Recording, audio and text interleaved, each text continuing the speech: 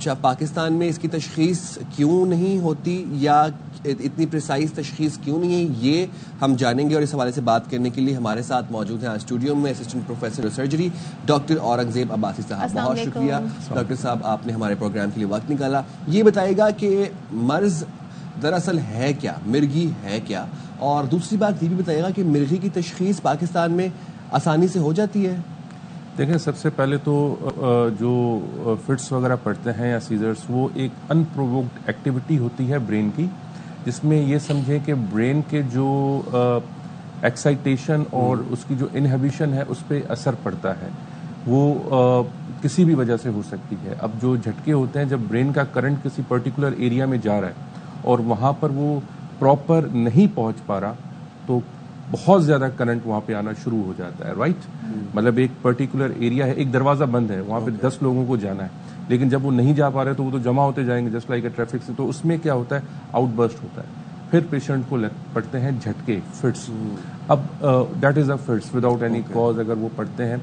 अब ये उसके रीजंस क्या है? अमूमी तौर पे वो जेनेटिकली तौर पे होते हैं। अगर बच्चे हैं तो जेनेटिकली तौर पे होते हैं, या पैदाइश के वक्त उनके पास ऑक्सीजन बच्चे को कम मिले, उठने के बाद आपने सुना होगा कि भाई इसने सांस 5 मिनट के बाद लिया या इस तरह से, तो कोई हिस्सा दिमाग का बचपन से ही पैदाइशी तौर पे ही सूख जाता है। That is one of the reasons. Genetics हो गए।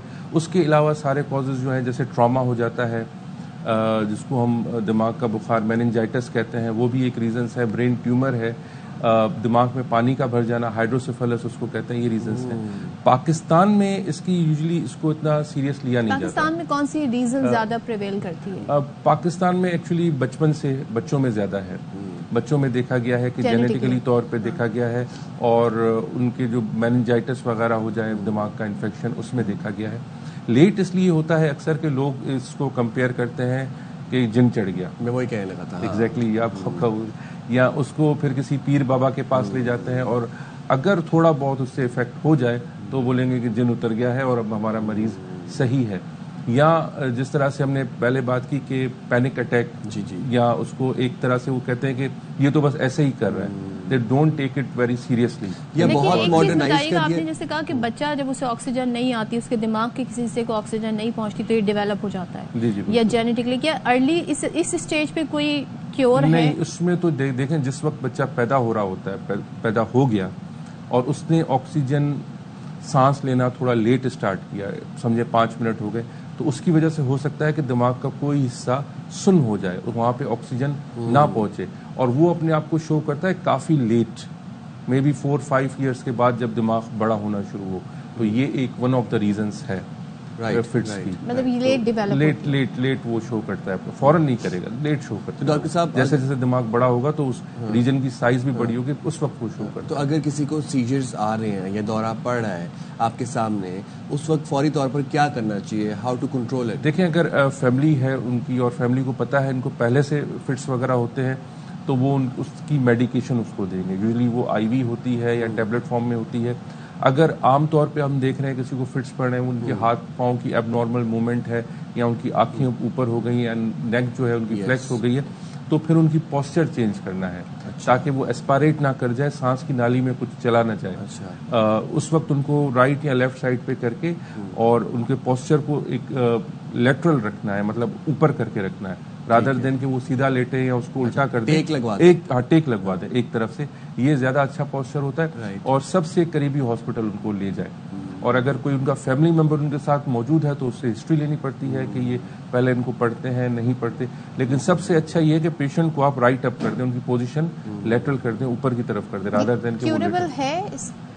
देखें, इनके जहाँ तक इलाज का सवाल है तो मुख्तलिफ चीज़ें हैं। पहले तो मेडिसिन से इलाज किया जाता है। अगर आप बच्चों की बात करें तो कम से कम 3 साल तक उनको मेडिकेशन दी जाती है अगर बच्चों में है तो।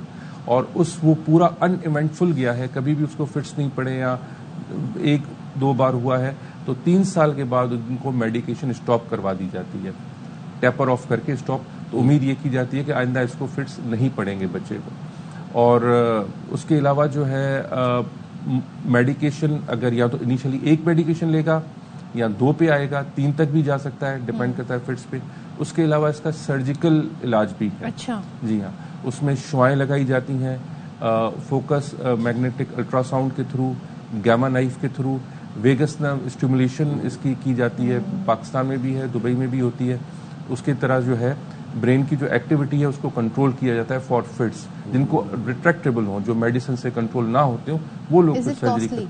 हाँ, डेफिनेटली सर्जरी इनकी कॉस्टली है, बिकॉज ये फंक्शनल न्यूरो सर्जरी में आती है तो ये थोड़ी महंगी। अगर बर वक्त इलाज ना किया जाए, बर वक्त इसका ट्रीटमेंट ना किया जाए, तो ये किस हद तक बिगड़ सकती है या क्या नतीजे हो सकते हैं? अबाउट लाइफ थ्रेटनिंग है। बिल्कुल लाइफ थ्रेटनिंग है। देखें, इस तरह जिनको फिट्स पड़ते हैं, अगर वो पेशेंट किसी ज़्यादा ऊंचाई में नहीं जा सकते, एक तो उनको चक्कर आने का खतरा होता है, ऑक्सीजन का गिरने का, पानी में नहीं जा सकते, वो अकेले ड्राइव नहीं कर सकते, बाइक ड्राइव कर रहे हैं, फिट्स पड़ गए, डेफिनेटली अनकंट्रोल वो किसी चीज़ में भी जाके लग सकते हैं। और ऐसे बहुत सारे केसेस आते हैं।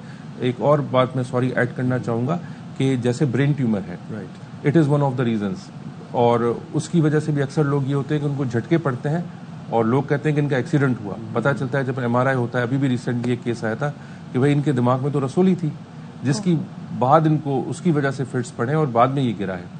तो इस तरह से गिरना, पानी में स्विमिंग करना, डूबने का खतरा रहता है, ऊंचाई से गिरने का, ये चीज़ें रहती हैं। बाकी इन्वेस्टिगेशंस का आपने पूछा, तो इसमें EEG करते हैं। EEG one of the common investigations है और ब्रेन MRI करवाया जाता है इसको डायग्नोस करने के लिए। ठीक है, बहुत शुक्रिया डॉक्टर औरंगजेब हमारे साथ मौजूद थे और बहुत मुफीद बात उन्होंने बताई।